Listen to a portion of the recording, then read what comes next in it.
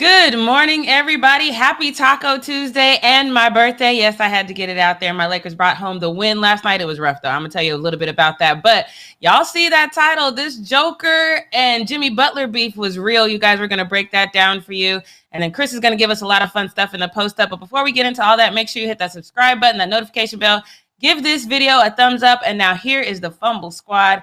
I am Jackie Ray. I still forgot to tell them to change my handle. You can follow me on all things at Jackie Ray TV. I'm going to get it right tomorrow. Oh, Chris, I can't hear you. What happened?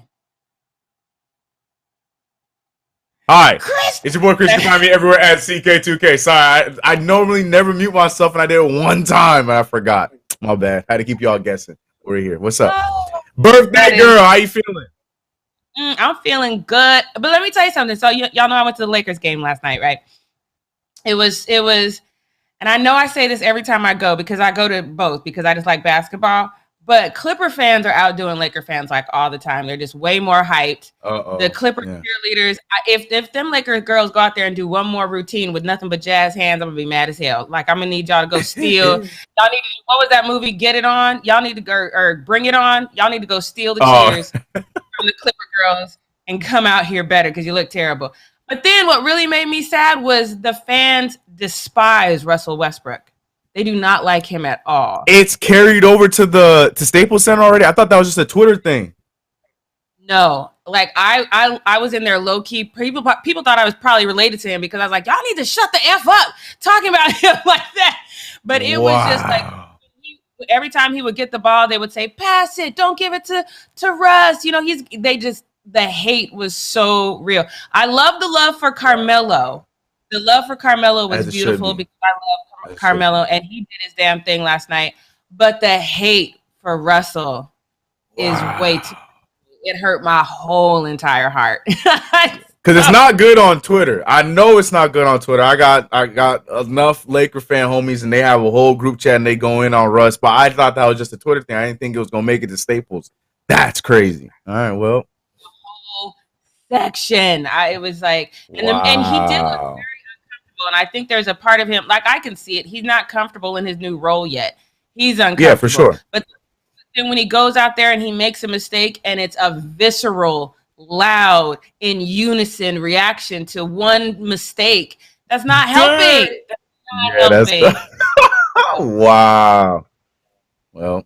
So that's my little rant on that. Y'all need to do better about my boy Russ. But let's get into this first need to know news because I know y'all saw it. I know y'all saw this headline. This is crazy to me because I usually consider Joker the gentle giant. I feel like he's not going to really turn up too much. He's got his brothers if that really needs to happen. But at first glance to me, I thought he was the unnecessary aggressor. I didn't think this was the right move on his end. I know Markieff did a hard foul, but he always does hard fouls. I thought the retaliation was a problem. I thought Joker went full on Hulk smash, and I wasn't here for it. But y'all take a look.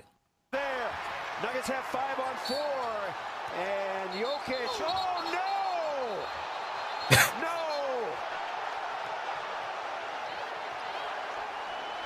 Keep the players on the bench. Now let me tell you, if I was on the Miami Heat's bench, I'm coming off the bench at that moment as well because Markieff was on the floor for quite some time before he eventually got up and walked off on his own power. But he didn't see that coming. That was a cheap shot, you know, so I didn't like that at all. Chris, I'm just going to get your initial reaction. Did you see this yesterday? Did you see this at all? Yeah, we saw it right after I did postgame for the Knicks, and we were talking about it, and I was saying that I knew it was going to happen, but we going to just let Markieff get away with his little cheap shot that he had on Jokic as well. He was trying to go after the ball, try to get the foul, but he also elbowed him in the head. Now, like you said, Jokic is a gentle giant. They were up by a lot, so something had to really trigger him to get him that mad to push him aside the way that he ended up doing. So that's why I cannot give all the like, oh, man, that was – I can't do it. Because they were up by a lot, and he's typically really composed to do something like that. And I also have a very probably not the best take on Markieff Morris. I feel like he was selling it. I ain't gonna lie to you. We know these Morris brothers. We know how they do. I think he was, because all of a sudden, then when the stretcher came out, then he came up and he moved on. I understand there's probably a little bit of whiplash there, But I'm gonna be real. I feel like he was kind of selling it to make it look even worse on knowing who it is that you're dealing with. They're smart. The Morris brothers are professional antagonizers, and they know how to work the system. So I kind of feel like I ain't gonna lie. I don't care what kind of hate that gives me. I had one of them on my team in Marcus Morris. I watched him hit a ball on top of what's his name? Derek Anderson. I forgot his name. He's not even Justin Anderson on the Washington Wizards. I watched Marcus Morris do that. I know how these two work. So I kind of feel like he was selling it to get the reaction that he ended up getting. And now Jokic probably gonna get suspended. Okay. Well, let's keep going because I like I said, y'all know what my role was when I played basketball. So if this had been me, I am definitely coming off the bench. I'm definitely about that action. And so I'm not mad at all at Jimmy Butler for having this reaction. I think this is the right reaction. I know a lot of people don't agree. Oh, Jimmy, yeah, I saw that. I think it's the absolute right reaction when you see your teammate go flying to the floor. So take a look.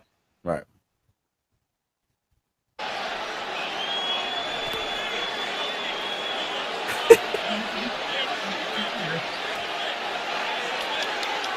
Well, there is bad blood brewing between these two teams. Jimmy Butler at half court, finger pointing to the Denver bench. We've got staff members over on the Denver side talking to Jimmy, which is just crazy. Meanwhile, Markieff Morris still on his back. Still, you heard what the man said. Chris talking about he's selling it. Still on his back. Now look, once I hear Jimmy up and he's about that life, if I'm faking it, I'm popping up because I know my whole squad's with me and let's go get this action. I'm not going to lay there and just continue to fake this. Yeah, because they're different. The Morris twins are different. This is a Marcus Smart type of thing. It's different. Patrick Beverly, like these guys are a different breed when it comes to antagonizing other guys and milking and getting these kind of calls. Like I'm sure there might have been a little bit of whiplash, but at the same time, and to talk about the Jimmy Butler thing, I completely co-signed Jimmy Butler because he, as a teammate, I'm looking at it in Jimmy Butler's eyes as a teammate, seeing my dude just go down the way he went down. I didn't see the initial hit, so all I saw was the former MVP just take a cheap shot on my dude. So I had no problem with Jimmy Butler. He didn't see the whole entire thing, and even if he did see the whole entire thing, he's gonna stick to what he said. So I had no problem with that. But with the initial thing, I'm sticking to my guns. I'm telling you, Markieff sold that thing. I'm sticking to my guns. And he knew what he did too, bro. I don't know. But I'm not gonna say that he doesn't sell things from time to time, but he laid there through that whole thing. Like while his squad was ready to be about that life, he just laid there. That's a lot. I don't know about that, Chris. That is a lot. I'm sticking to it. So let me get on to this next one because this user says the aggression from Joker was warranted. He says this angle makes it clear why Nikola Jokić did what he did. Markieff Morris goes elbow up into Joker's exposed rib, very vulnerable position with hands overhead, and Keith leads with the knee as well. So let's take a look at this angle because when I saw this angle, I was like, okay, I get it. Let's take a look. Oh, see? Even worse. Yep. Now, I didn't see the head jab that he was talking about. One more time. But, I mean, I do get that it's definitely – it's an intentional and flagrant foul. I could see that. Yeah. But still, you know, and I don't know, because after last night when they kicked out Rondo for a flagrant, I was like, that wasn't a flagrant. I don't know. Maybe you just don't trust the refs, so maybe you just take your revenge out immediately. But I don't know. So the Nuggets did close it out, and they won 96-113. But apparently, if you believe this tweet, because take a look at this picture, the Heat were still out there waiting. They were waiting for Joker and the Nuggets in the hallway. I think I got one more, several more, but this one, like Heat players were waiting in the hallway. Players, and I don't know if you can see that, but that's all the Heat that they wanted, all that smoke. So look at Dwayne Dedman in the back with the towel on his head, looking up like, "Come on now, like, where they at? Yeah, what we doing?" Yeah, that picture is kind of cool. I like that picture too. Again, I understand that not everybody, but that squad goes to me. Like I want my whole squad. Yeah. Right. Where Tyler Hero at though? Come on, man. You know Tyler Hero in the back. Like I just need some milk. I just need some milk. Need my milk. I need my milk and cookies. I'm not wanting no part. Y'all got it. I'm cool. Y'all handle that. Him and Duncan Robinson chilling. Yeah. All right. So now let me look at this. Let me show you this next one, because I got a bunch of tweets from this one. So obviously, we talked about the brothers briefly, and when they're talking about Jimmy, says he better pray he doesn't see Joker's brother, and then Jimmy don't need that smoke. Those Siberians would light him up. I know he tough, but they crazy. We can go on to this next one, where we reminded of those brothers and that moment in time where something. This one I like though, because this one. I forgot about this one. It says Markieff Morris did this on purpose. If you don't think this hurts and could legitimately injure Jokic, then you're being obtuse, which is willfully ignorant. If you do this to somebody, then you better be ready for whatever comes next. And long live Nikola Jokic for defending himself. And that's the part that I was like, okay, you can't really trust these refs nowadays to do what they're supposed to do. So maybe you just get your revenge immediately. But then let me show you this next one really quick, basically echoing the brothers situation. I think we remember that when they were at Pepsi Center and the brothers got up when Joker was on the floor. It was a picture of that. But our producer sent me this earlier, where basically, it carried over to Twitter, and Joker's brothers have created a Twitter page, probably right after that, and they said, You should leave this the way it is instead of publicly threatening our brother. Your brother made a dirty play, so Marcus stepped up and was defending his brother, and he said your brother made a dirty. Yeah, Marcus made it. Marcus was defending Markieff, and they're directing this at Marcus and saying leave this the way it is instead of publicly threatening our brother. Your brother made a dirty play first. If you want to make a step further, be sure we will be waiting for you, Jokic brothers. Jokic, that's the part that killed me. The tagline, Jokic brothers. Like, this is Twitter, but they signed that thing off like a death note for real. So I was just like, hey, move, leave it alone, bro. Leave it alone. Yeah, you don't want that. Yeah, we don't need this to get bloody. But now let me just say this. Somebody in the chat earlier, I forgot who it was, said, why is Jackie defending? First of all, I co-sign on everything the Morris brothers do because they just play like I can relate to how they play. Let me just leave it at that. So I on everything they do. I do get that this was a flagrant foul, but I just don't know if you react like that. I get both sides of it. Like, you can't trust the refs to really call it anymore because they're just not calling things properly anymore. So maybe you take your revenge out. Oh God, that's loud. Why is my phone? My phone is over here off. Okay, Chris, that's what you're doing. Sorry, go ahead. So maybe, but I just don't know if you put your team. Maybe it's because they're up, and maybe he was just tired of getting that bully, defense the whole game. But this is just not. I don't know if either of these people handled this right. But what are your thoughts? No, I think the whole entire thing was handled the way that it should have been handled. If, like the tweet said, if Markieff is going to make that decision, I think there's a lot of frustration that came into that foul because Jokic was killing them. The Nuggets were killing them. So a lot of frustration came into that foul. But like that last tweet said, if you're going to make a move like that, expect whatever comes next because it could have been nothing. Jokic could have just gone in his face and NBA tough guyed him and didn't do anything about it, or the latter, which is what we ended up seeing in video form. So I don't look. I've seen a lot of other things happen in the NBA. I have no problem with what happened in this way because I feel like Jokic did the right thing, especially for someone who's so calm. When you pick, that was a cheap shot. Like, even from that angle, like that made it look worse than I even saw. Because the initial angle, it looked like he went up and got him in the face with his elbow. So I was just like, oh yeah, now Jokic had every right. He had the green light to do whatever he was going to do next. And like I said, I stand by what I said. Markieff sold it, knowing that he was going to get something in return, and he was going to do what he could to make sure Jokic got in trouble. I'm sticking to my take. Well, both of the players were ejected from the game, so it is what it is. At the end of the game, 2 minutes left. Right. It was one of those times, like, what are you doing right now anyway? It's just like, come on, it's not worth it. But Jimmy Butler is still my hero in this moment in time, and I'm telling you right now, if you ain't got somebody on your squad that's ready to be about that life, when you hit the ground, you need to change up your whole squad. That's all I got to say about that. Yeah. Chris, are you ready to take us into the post-up? Yes, ladies and gentlemen, it's time for the post-up on Jackie's birthday on this fine Tuesday. Yeah, we got fun stuff here for the post up here. Quick one, but we're gonna have a good time with it. So while that nonsense was going on, we had games across the league that were crazy. We had that Knicks Sixers game that ended with the Knicks winning. We had a crazy close game between the Grizzlies and the Timberwolves, and it ended in dramatic fashion. John Morant was out there putting it all on the line to make sure that they sealed that deal and won that game.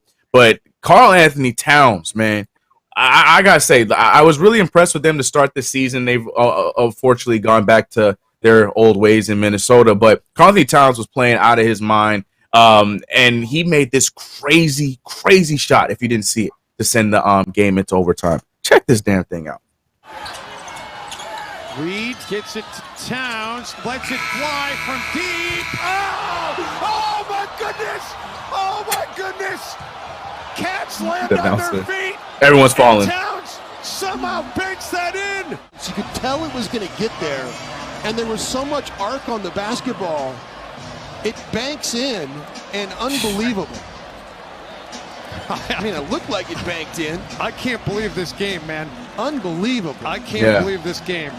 It just right up, you could just see the way that he shot it. It had enough energy to get to the rim, and he throws that thing off the glass. Now, unfortunately, ended in a loss for the Timberwolves, but still, like the commentators were just saying, it was a nonstop back and forth game. It was the first game that I turned on. Well, not the first game, because I was making sure that the Bulls can finish beating the Nets, and they did. And then I went over to the Grizzlies game, and it was just nonstop. John Morant was going back and forth with Cat. It was a fun game. And that just added to the whole entire thing. I know you were doing bigger and better things because you was getting ready to watch the Hornets and the Lakers game, so you probably didn't get to see that one, Jackie. But it was dope. Last night basketball was really exciting. I think a lot of the games that were on last night were all really exciting. The one, like I mentioned, the Nets and the Bulls. That Heat Nuggets game got crazy at the end. That Knicks Sixers game was unnecessarily exciting. And then the Lakers and Hornets ended off the night for me. I thought it was a really good night of basketball last night. I definitely have a newfound respect for LaMelo. Seeing LaMelo live is entirely different than seeing him on television, because especially when you can kind of look down at the situation, sometimes he plays like a free safety. Sometimes he kind of just anticipate and he'll just lay in the cut and then just run and like intercept. And you see the whole time, and we're yelling because we see what he's doing, but you can't see that on the floor. So yeah, it was a lot of exciting basketball last night, and I'd have a newfound respect for a lot of people. So yeah, it was great. I feel bad for Karl Anthony Towns though, because like you said, we were watching that. A couple people next to us were like, "Oh my God, you see it!" Like it happened. So we were all like, we were all kind of like back and forth watching that game. But it was one of those things where you know that it's like you said, it's Minnesota, so it's like one of those things where they haven't done well. But then now you have, D'Angelo Russell played great, Anthony Edwards played great, and it's like you still lost, and it's so frustrating. I feel so bad for him. Yeah, it is really frustrating because I say it all the time. Like, if you put this same exact team, this same group of guys in a different city, we could be talking about a bubble playoff team, because I like the combination of Anthony Edwards and Karl Anthony Towns. D'Angelo Russell has been playing his role really well when, there's shots that need to be made. He's done that. I know his health has been a big thing.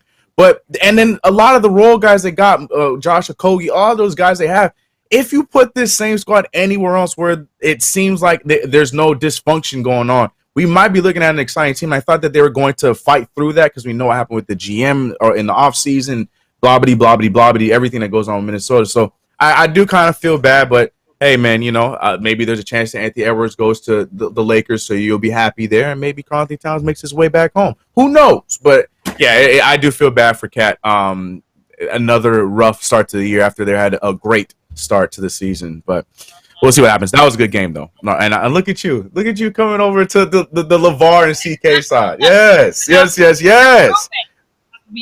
telling you, man. I've been preaching to the choir about these ball boys, man. They for real, man. Ball players, man. They lived up to the name. Now, speaking of the NBA, there was news that came out yesterday before any games were played, and it was that I know Shams talked about it. I know the Woj talked about it a little bit, but I still feel like there's a lot of Daryl Morey in these posts. But apparently, the Boston Celtics are open to conversation with the Philadelphia 76ers for a trade for Ben Simmons. Now, when you hear this, you're automatically thinking, oh, damn, Jaylen Brown. And that is the number one thing that is being pointed out when it comes to any kind of move between the Celtics and the Sixers. The report says the Celtics are interested in trading for Ben Simmons per Shams. Any deal for Simmons would have to include Jaylen Brown. I don't hate this. I like this a lot better for Jason Tatum. I think Jason Tatum to play alongside a guy that can be defensive, move the ball, and then Jason Tatum can then be the guy that he wants to be. I think that makes sense for him. And Jaylen Brown, same thing.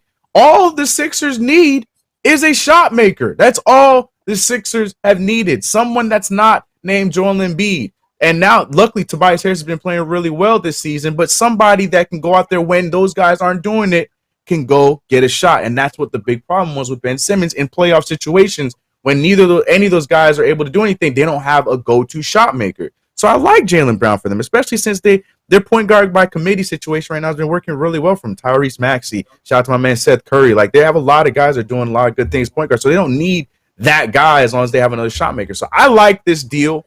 But my main thought was, does Ben Simmons? But apparently, according to this writer from the Boston Globe, from sources that he has, he's keen on this move. If this is the move that ends up happening, if I can get the second tweet up.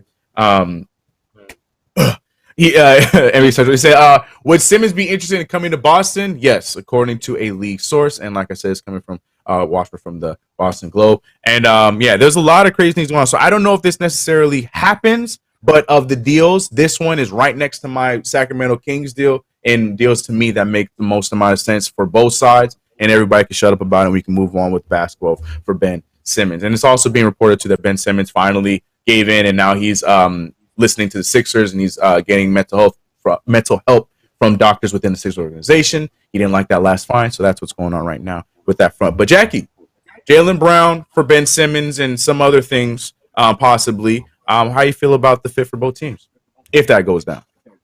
I mean, I'm not mad at it. You know, I do like, and I know everyone has told me that that's just not going to work. I do like Jaylen Brown and Jason Tatum together, but it hasn't worked well.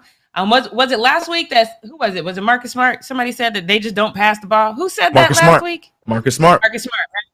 He was like, yeah, they just don't pass the ball. So when you're in a situation like that, one of y'all has to either change your game or you have to go. So I do like this move, and I think Jaylen would actually be a plug-and-play player for the 76ers. And I think now you're in a whole new environment. You have new energy. It's not toxic, because I don't care how much mental help Ben Simmons get. He's still we haven't forgot. You know what I mean? It's going to be a toxic situation for a long time. So I definitely like this. I think this would work well for everybody involved, actually. Yeah, and I completely agree. I think it makes a lot of sense for them because, Ben Simmons fits them need tremendously in all shapes or forms for that Boston Celtics team. They don't, as we heard from Marcus Smart, they don't move the ball, and their defense has been a little bit rough on the perimeter. So you get Ben Simmons in there, same thing. I think he plugs in and does exactly what you need them to do. And then Jason Tatum gets the brunt of the offense like he wants to. And then, I'm seeing my man Kevin Lang in the chat saying that if this happened, we won the trade. And he's talking about the Sixers. And that could be the case because now Jaylen Brown gets to spread his wings. And I think he could play next to a guy like Joel Embiid. So I'm excited for this if this goes down. I think this is the best case scenario, but we'll see what happens. I'm still looking at my Kings, though. I'm still looking at that move. I still think that's another one that makes a lot of sense for everybody, but this one, too, makes a lot more sense. So now let's go to the football world because we did have a football game last night. Shout out to my man Justin Fields, who put on an absolute show. Still lost, but man, my man Justin Fields put on a show, and I'm proud of him. But the real star of last night was not rookie Justin Fields. It was rookie Najee Harris because his post-game interview with ESPN Deportes was hilarious. And I had to split this thing into two parts. And I need you guys to see this first part first. It was really good. It was hilarious. But here's Najee taking the mic. Najee Harris, ¿podrías describir una victoria como esta? Just describe a win. El Mundo, El Chapo. Hey, but look at though. I appreciate it's a good win, you know what I mean? We got hella Mexican fans though, you know what I mean? Mucho gracias. Yeah, we got hella Mexican fans. So shout out to y'all, man. I want to come to Mexico though, and I want to, you know what I mean? I don't know, have a little fiesta, I guess. Perfecto. Le organizamos una fiesta a Najee Harris. I can say some more stuff. El Singro, no wait. Feliz Navidad. Feliz Navidad. Feliz Navidad. Oh my God. Yeah, That was so that was great. Eventually, he came back and he continued to talk about football. But that interviewer loved his dance and his singing so much that he wanted to come back and sing one more song. And I thought it was funny. So if we get the second part of the clip. So we got to do one last song. You've ever heard La Cucaracha, La Cucaracha? Have you heard of Entawantao? Entawantao. Entawantao. Oh, the reporter was like, Najee Harris. Entawantao. Entawantao. Hey, I'm using that thing like this. I'm like Entawantao. Entawantao. Oh, he's my new favorite. You know what I mean? Hermano. All right. Gracias, Najee. All right. Las palabras del corredor novato ya lo dejamos, ya se va Najee Harris de los Pittsburgh Steelers. Habrá que practicar un poco la bailada para aguantar al número 22. oh. He said El Chapo though. That's how. Yeah, that was my favorite part, yo. That was Oh God, that is oh fantastic. man. Yeah. Well, I the have a new English is favorite. I hilarious have on a that new one. favorite now because that was fantastic. I love that. Yeah, Najee is hilarious. He did have a good game. That game last night was a lot more fun than I was expecting because I'm like, the Steelers, man, you gonna force me to watch Ben? But my man Justin Fields put on the show. The Steelers did a good job. They won that game. It was fun. But yeah, Najee Harris, ladies and gentlemen. Oh no. Oh, I skipped one. I'm sorry. No wonder. Oh, my bad. Well, we can go back. It's fine. We can end with this one because we were gonna have a conversation on this one anyways. Okay, so in the middle of that game, I went straight to the post game. In the middle of that game, there was a nonsense call, and we've been talking about these referees and talking about the NFL all season long because we're going on week 8 weeks, whatever week we're on right now. But we had another one last night where it was just blatant. A blatantly bad call, and I say that because I've never seen a referee bait a call and then proceed to give the call. If you don't know what I'm talking about, and if you didn't watch this game and you don't know what I'm talking about, I meant exactly what I said. Here's the video clip. Does the referee not initiate the contact here? Watch this. Oh, how dare you! The contact. Can you watch that one more time, Leo? Yeah, look at this. Yeah. So he's just trying to get through. You can see he's even trying to get around him. And he puts the hand back like, my bad. That happens all the time. And he's trying to get around him. Referee still moves into him and had the nerve to throw the flag. I was so confused by this. I thought something else was going on because it looked like he already had his hand on the flag. So I thought he was getting ready to throw a flag for something else. Look where his hand is. Look where his hand is. But then I'm seeing all kind of conspiracy theories on Twitter. Like, he knew what he was about to do. He's like, yo, these Bears, they're in the middle of a comeback right now. I got to do something to shake it up. Yep. And then he threw that flag. Shannon Sharp was very upset about this. He put up this tweet saying the NFL needs to suspend that ref. Mm-hmm. He intentionally stuck his butt out so the Bears player could run into him and then threw a flag. So the Twitter and everyone, Reddit, everybody is calling collusion and calling that the game was fixed and that referee obviously had his money on one game. Jackie, what do you think seeing this play? I know you saw the play already, but what's your thoughts on this? Do you think that the referee unintentionally backed up and then made a bad call, or you think this was 100% on purpose? I think it's 100% on purpose because if it was unintentional, he would have just been standing still and then he would have grazed them and then he could have just been like, oh, my bad, because it would have been just a very slight, very minimal grab. But when you stick your butt out like that, then it's like, okay, now I have no choice but to run it because I'm like, I was already in motion. Let me try to get around. You know what I mean? So, and so, yeah, it was definitely intentional. I don't even know if you should be suspended. I think at that point, when you are trying to put yourself in a position where a player can run into you so you can throw the flag, I don't think you should be running in the league. I just think you should be fired entirely. Yeah, and miss me with any kind of argument talking about like, oh, I don't know what his intentions was. He was behind me. I don't know what's going on. Stop. You knew exactly. You had eye contact with the player as he was checking onto the field. He's just trying to get to his spot. Don't try and start nothing like that. So, yeah, I don't know what's going to come from it. Nothing as of right now. Was there anything my man Ty said? The ref was just twerking. I know. No, that ref was in the wrong spot. But yeah, that's something I'm not gonna do. Jackie, on your birthday, can you tell us what we not gonna do? Yes, this is one of my least favorite topics to do, but it's my birthday and I'm gonna do it anyway, because this is one of those things where I feel like I need to have a conversation with the ladies, especially if there's any ladies in our chat, which it doesn't seem like there is. It seems like there's all really, really, really, really young people in our chat, but young boys. But let me just break this down for you, because I guess if you really like stuff like Bachelor or Basketball Wives, then this kind of stuff makes sense to you and you love to see the drama. I personally don't like to see this kind of drama for your players, because anytime you see this kind of drama playing out off the field, all that stuff always carries over. So I don't like this at all. But Q, our very own Kendrick Nunn, who he suffered a bone bruise on his right knee, and so he hasn't even played this season. Somehow, some way, during all this time of him not playing, there is a IG girl, and I'm not going to use the word model. Let me show you who she is. This is Cecilia Rodriguez. She is an IG get-around girl who apparently got around to Kendrick Nunn and then got pregnant. So she has been posting all over her social media that it's Kendrick's baby. And Kendrick, I think, played it the right way. He didn't really respond to any of those social media posts until he did. And then this is how he responded. So you guys take a look at this, and how he posted this on his story. So if y'all can see at the top, it says DNA test report. What you might not see at the bottom is it says paternity percentage, which means the possibility that this is his baby is 0%. So he made sure to post that on his story. And then I have another post that came from his girlfriend. Well, he posted another thing that basically said, oh, she had the nerve to name the baby King Nunn or something like that. So now here goes his girlfriend. So his girlfriend chimes in and she goes, my entire relationship with this man, Miss Ugly Mamas, here been on a paternity fraud spree, accusing my man for being her child's father, harassing me, bullying, going to blogs, calling my man's family and friends, posting insults and constant lies, calling our phone hundreds of times, even as far as going to his job, a complete and utter psychotic behavior.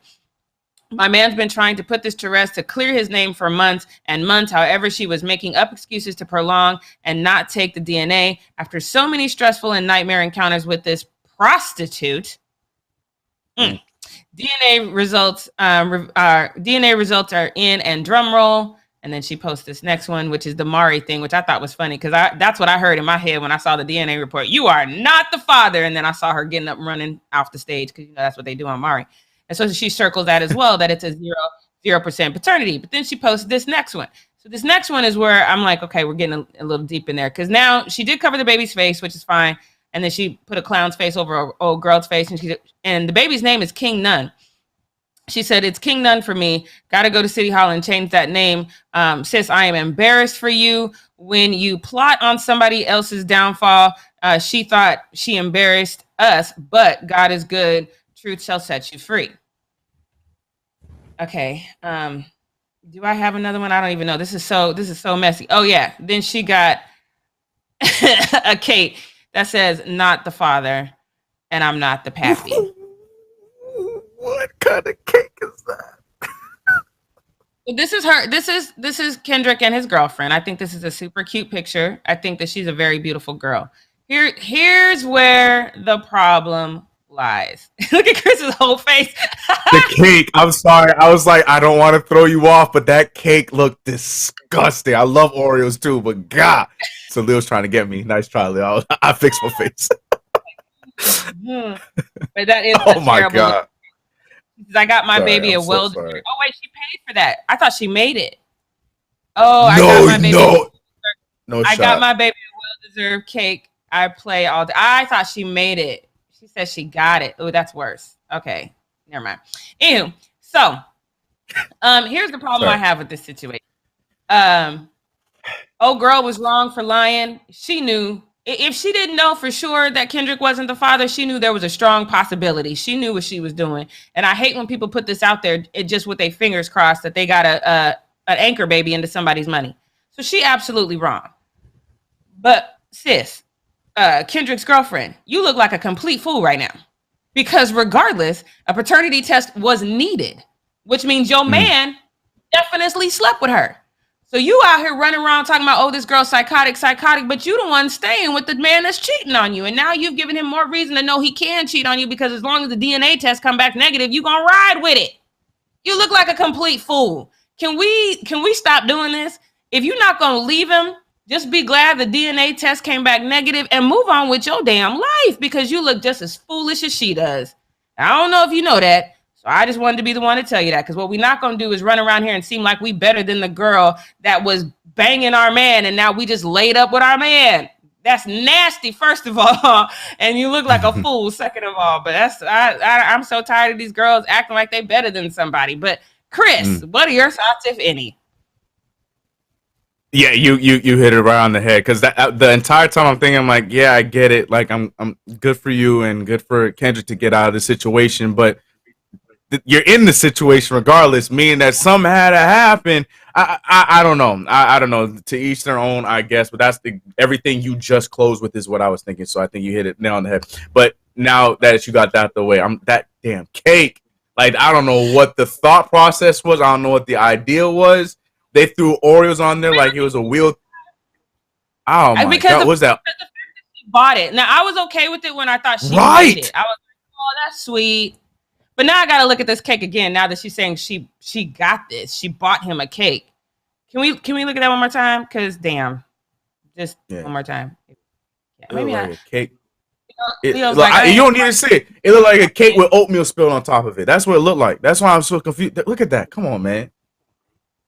What is that on the top? What is it? I don't know. Is it supposed to be a cookies and cream cake? I'm sure it tastes great, because cookies and cream is my jam. But the look and to think that she paid for it, look, man. I know this is. I'm so sorry that this is not the main part of the story, but that is the thing that stood out to me, because that is not how you celebrate. The knot was written to. I don't know where she went to get that cake. But this make me feel like I can go into the cake making business if this is what y'all paying for. I can do I that. hope you're getting a better cake for your birthday is what I hope. Nothing looking like that. I'm getting a red velvet cake for my birthday, so I'm excited. Yeah, as long as it ain't like red oatmeal on top, then we all good. I'm gonna take a picture because somebody is making it for me, so hopefully it don't look nothing like this right here. What not to do? That's all you gotta send them. Oh boy. All right, you guys, that's our show for the day. I'm going to be back here tomorrow morning. I was gonna take the day off, but I'm not gonna do it. But if I'm a little groggy, you know why. The turn up is about to be so real tonight. So we will see y'all tomorrow morning at 9 a.m. Pacific Standard Time. Enjoy your Taco Tuesday. We'll see you tomorrow. Bye. Ta-da-ta.